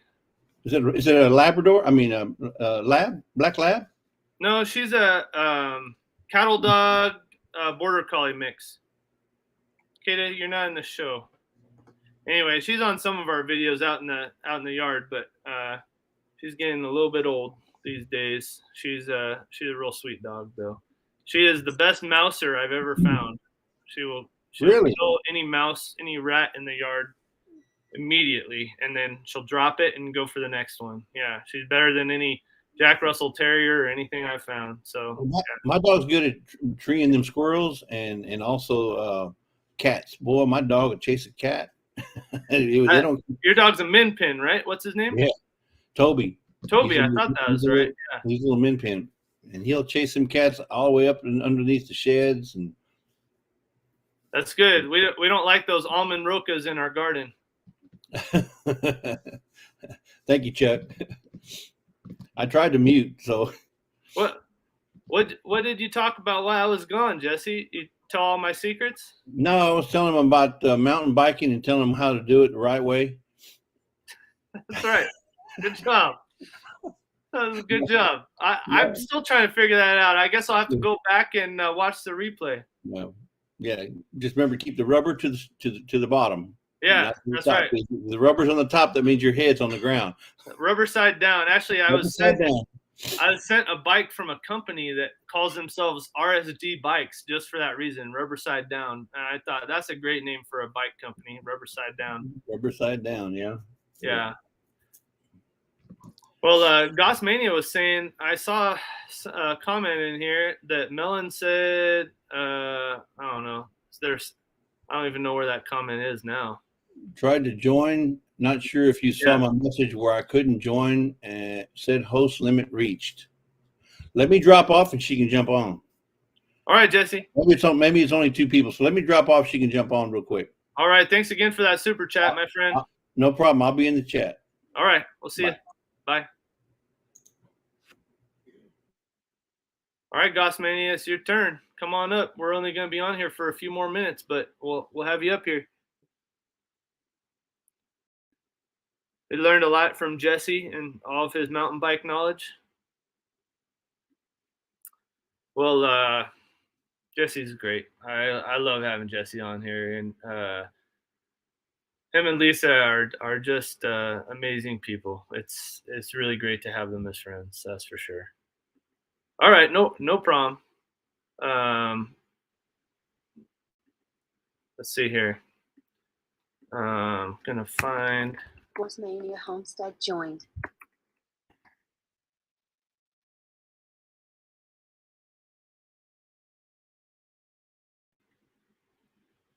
All right.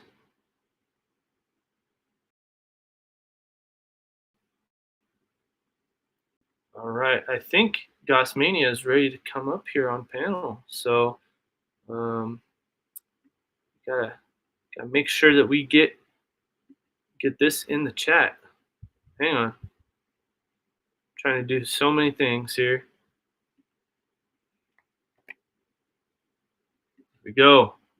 There's the Gossmania channel link is up now. So everybody go connect to Gossmania. Hello, good morning. Sorry, first time I've done it on this laptop. Yeah, no problem. Melon's a little bit different too, so I understand. How are you doing? It's a little fuzzy too. I'm doing pretty good. How are you? Doing well. What do you have planned for today? I gotta clean out my greenhouse today. I've been just tossing stuff in there, trying to get it all my garden planted, but it's getting kind of messy now. So, Yep, I understand. Spring cleaning time. It's one of the things that we have to do often around here too. We don't have a greenhouse though, so we're a little bit jealous. We would love to have a greenhouse. we built ours from an old. We had I think it was a 18 foot round pool frame. Oh, nice. Yeah, we recycled it, and then we used polycarbonate for the walls. We used treated wood, of course, to like brace it up and everything. We have little videos on it, but and then just this year I added more polycarbonate because I did the plastic, but we're in South Mississippi, so where I did the plastic over the roof, it got really, really hot, and the plastic didn't even last till the next year. So all that tore up, and I said, okay, I'll just guess I have to put the money in and get the polycarbonate. And ever since I did that, especially with the winds we get here for hurricanes, and it tore it up pretty bad. So the polycarbonate, I did like a tinted top, and I did some on the sides that wasn't tinted, so it's clear. I think like 1 or 2 panels, and then the rest is the top part is tinted, and it's held up a lot better. So. Nice. Yeah, I'm looking at your pool frame to greenhouse playlist right now. It looks amazing. See if I can fix this. Sorry, my kids are in the background. No worries. There, that might be a little bit better. You got a couple kids too, right? Yeah, we have 6. We have 6 in the house. That's awesome. my pantry. But yeah, I got to clean that out today. It's been just piling up more and more junk in it. Zany May says, yes, I've seen your greenhouse. Yeah, kind of. It wound up not costing you too bad, but then after I did the polycarbonate, it kind of cost me a little bit more than I wanted, but I'm really happy with it. I can always extend it too if I wanted to. I can always it has PVC pipe between where the legs will go, so basically the legs butt together, and we put in like 6-foot sections of PVC, and that made it extend. So it's about 10 foot. It's 10 foot long this way, and it's 17 and a half almost the width of the pool when it's got the little hoop. But you can always pretty much take some of it off and break it in half, and then go down again. If you wanted to add another 10 or more feet, you could. Nice. And I see you got all them potatoes in the ground. How are they doing? Really, really, really well, actually. We have a deer that's she's coming up and she's eating my sweet potatoes. Oh, so really? She's a little stubborn. Tell my boys that y'all might have to do little boy duties, like go in the garden at night and deter the deer, because that's what my husband used to do with his mom's garden. He'd go pee in the garden, by the garden, so the deer would run off. Yep. But she's been snipping at them, at the tops of them. So I had a huge sunflower. She done chewed it down to nothing, so I had to rip it out. I was like, but oh well. I can't do nothing. I can't you can't deter them, in other ways, because we have neighbors in front of us. So yeah, I hear you. It's tough. We have a couple of birds that have made their nest near our garden every year, and they're towhees. I don't know if you guys probably don't have towhees over there, but they're not like a chicken where they do kind of the left, right kind of scratch. They do both feet at once, like scratch. And they love our onions, and they keep kicking up our onion roots, and Danielle keeps putting the soil back over top of them. But last year they just were wrecking our garden everywhere. So hopefully they don't make a nest too close to our garden this year. But I know how that goes with having animals that find something good. Yeah, I have actually put bird houses near my garden, but I only have like little bitty birds that nest in these. It's northern bluebirds. I just had a bunch of babies hatch from their eggs and fly out. But what's really cool about them, the mom and the dad have actually stayed in the birdhouse, because I'm out in the garden and every once in a while I see it go over my head. I said, wow, that's pretty neat. You know, their babies are gone and all that, but they're still in the nest, you know, staying there. That's great. Well, bluebirds in the garden, but bluebirds will eat all the bugs. That's the great thing about them. They're a little bit smaller. They're a northern bluebird. You know, they're not like the big bluebirds that everybody's used to seeing. Yeah. They're blue all over and have like a little red. The male has a red breast, so the girl bluebird, she's like a bluish gray with like an orangey burnt, you know, chest. So. Yeah. Very good. But I do agree with you. Like, everybody needs to support each other, like you were saying, and it's hard to find, you know, your niche. And when you find it, I try to shout out a lot of people on mine, or go here, go there, and with Streamlabs, which I never really got the hang of till recently. I like being able to talk to people, and I like everybody like getting in the chat, talking, sharing their story. Yeah. It's like a mini homestead event, which is kind of nice. It is. I know. I agree. That is the feel of it. It does feel like we're all together, you know, discussing things, and a topic will come up and people have things to say about it. We all learn. That's great. I love it. And that's what's nice about the community. And I think that's what a lot of I'm not dogging the big homesteaders, but a lot of the big ones, big names that are probably in almost 1 million or over, or, you know, 500, they kind of forget that in a way to like go back to the community, which they do go back to the community. Some of them at some point, like they do stuff at their homes now instead of being on, you know, lives all the time, which makes sense. But I think every once in a while you need to kind of like go back to your roots, you know, and help those that kind of pretty much helped you. Yeah. Yeah, I completely agree. Well, I've got to get to work, and my son has to get on his computer here to do his live class. So nice talking to you. Yeah, you too. Thanks for coming up. Yeah, we'll see you later. All right, bye. All right, bye. Well, everybody, thanks for joining us today. I really appreciate it. It's so great to talk to all of you. And yeah, this is like a mini homestead festival that we've got going on every day when we get together. So anyway, I'm Nick from Arizona Highland Homestead. Thanks so much for watching, everybody. And we'll see you all next Thursday, if not sooner. Bye for now.